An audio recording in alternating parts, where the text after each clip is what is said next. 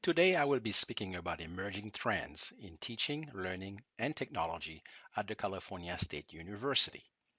I would like to thank the Center for Teaching and Learning for this invitation to keynote at the Teaching Summit.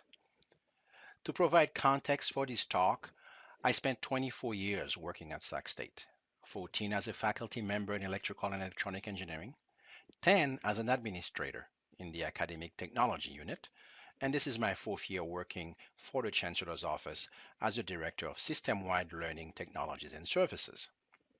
So it is fair to say that my remarks today should be seen in the context of a conversation amongst family members. As with any family gathering, conversations are often more genuine, more direct, but not very politically correct. Please note that the remarks are my own and they do not represent the CSU, or for that matter, the unit of academic technology services for which I work.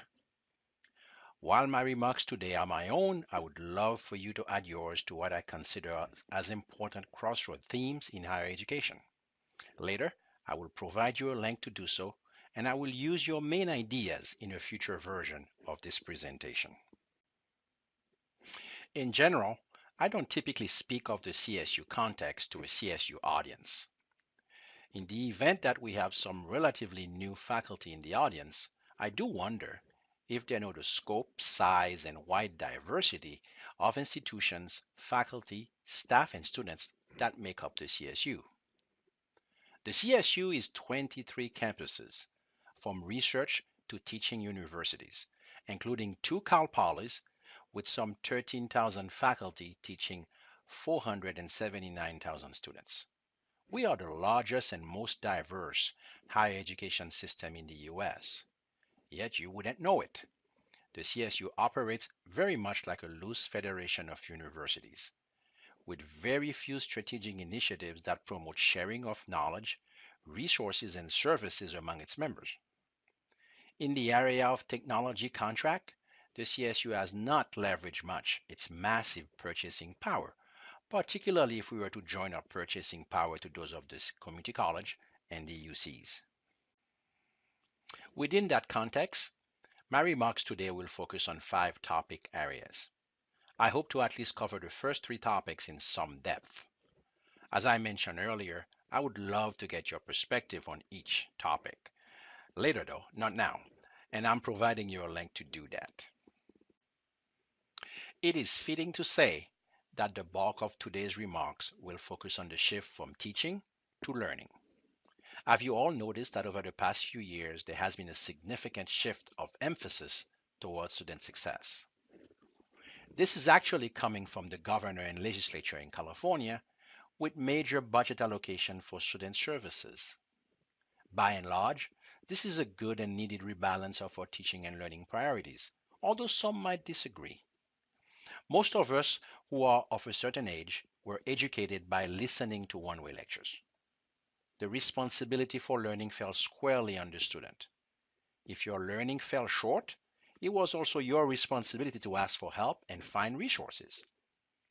Increasingly, funding and departmental importance at universities are being considered based on student success, generally defined as a combination of access to services and evidence of learning. Like in any pendulum swing, when we have cultural shifts, there is a tendency to swing too far. One can find example of this excessive swing in the use of reductionist data and dashboards, as if learning and growth were some sort of linear and predictable processes. The important question for us today is, how does the academic side reinvent itself and reassert its rightful leadership position at CSU institutions in the age of student success? Connected to this question is what can and should faculty do to participate and even thrive in this new educational paradigm?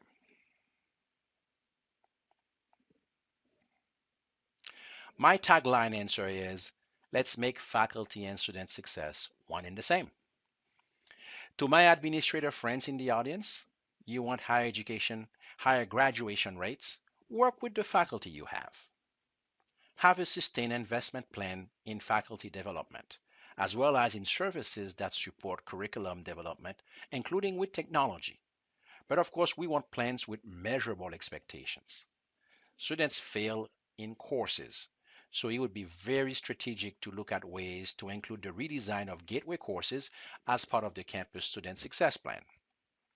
A cursory review of the campus's student success plan in the CSU have little to do with the curriculum. We now love to think of ourselves as a business. What business would survive without quality improvement investment in its most important asset, the faculty? Unfortunately, faculty development is the lowest hanging fruit when budget times are tight.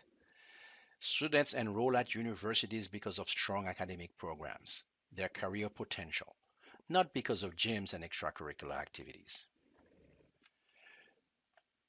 To my faculty brothers and sisters, avoid using academic freedom as an excuse not to change. Instead, consider more active learning methods to better engage students as well as to develop their critical thinking skills. Take advantage of technology to modernize the curriculum, at least its delivery, and to better engage today's students using mediums that they use. Find the sweet spot between the use of data and teaching to the test. In that vein, I think every course, including face-to-face courses, should have a comprehensive learning management system presence. This is important because of the type of students we serve, but also because we serve a number of students with disabilities. The CSU just purchased a system-wide license for a product called Ally that converts using automation and with some level of success all the material in the LMS so they become more accessible. Let's make a case for the impact of your teaching by showcasing your student work. In terms of the technology landscape, we are teaching a very different kind of student. Some might call them entitled, others might refer to them as more informed and assertive. They are intensely mobile and expect content that is relevant, adaptable, interactive, and laced with rich media. It seems to me that the technology landscape is at an inflection point. The days of on-premise servers and services are coming to an end. Artificial intelligence and adaptable tools seem poised to make leaping advances in education. We are all familiar with Amazon letting us know about products we might like based on past purchases. This artificial intelligence capacity is coming to education. We are also seeing major advances in adaptable learning tools, namely from textbook publishers, which consider this option a lifeline for them to survive. Another area where we are seeing huge interest and energy in the CSU is online proctoring. The future of online education depends on our ability to have a measure of integrity in our process and in our products. We have negotiated very good agreements with 3 proctoring companies to make their services reasonably priced for students. ProctorU, Proctorio, and Respondus provide a variety of products and differing level of proctoring. These companies are improving their products, some with artificial intelligence, and prices are dropping as use increases. I should mention that we have had several incidents in the CSU where students have challenged online proctoring at a campus on the basis of privacy. It is becoming increasingly clear, though, that the privacy challenges are a pretext because students thought getting into an online course would lead to an easy grade. Of course, the CSU is actively engaging in augmented reality, virtual reality, and artificial intelligence world through its system-wide Lab Innovation with Technology program and across many campuses efforts, such as the VITAL program at San Diego State. Frankly, we need a cultural shift in faculty perception when it comes to data. Some of that shift is going on because of the hiring of a new generation of faculty who grew up with computers, social media, and data mining. As I mentioned earlier, we should appropriately resist the reduction of complex processes such as learning and growth to single score or nice colorful dashboards. We should not, however, avoid using new and intrusive sources of data that can inform us on best methods and intervention to help our students learn more effectively. This leads to my next area of comments, data ownership. For example, with the changes in remedial education or developmental education, if you will, and the ability for our campuses to choose their approach in dealing with math and English, there is a huge upcoming source of data that will be able to mine and research regarding the effectiveness of these campus approaches. Our campuses will in effect serve as laboratories of teaching innovations. Campuses need to really address their data ownership and privacy policy if they have not yet done so. If student performance is an important source of data informing student success, then the learning management system should be considered a campus strategic resource, as it is the hub to order learning resources and the only source of so-called live data. Imagine if we could get on a weekly basis a measure of a student activity from the LMS and use that information to determine the likelihood of that student persistence. Of course, once you know that likelihood of failure, what do? How do you communicate a growth mindset to your students when reaching out to them in times of difficulty? Campuses will need a new mindset of their own, wherein they develop a whole new series of escalating intervention with resources to match. Have you been to one of those new movie theaters and see how they're changing the customer viewing experience? Of course, movie theaters are concerned with their patrons' comfort. In higher education classrooms, we are concerned about our student learning. The learning spaces on our campus represent our main attraction and venue, and one that can support the growth mindset approach for our students. The space formula that is used when planning for state budget buildings is a straitjacket. They limit innovation and they focus only on counting and maximizing FTES revenue. Make your active learning spaces the pride and joy of your institution. Here's a thought. Let's look for wealthy sponsors interested in funding the development and maintenance of these active spaces.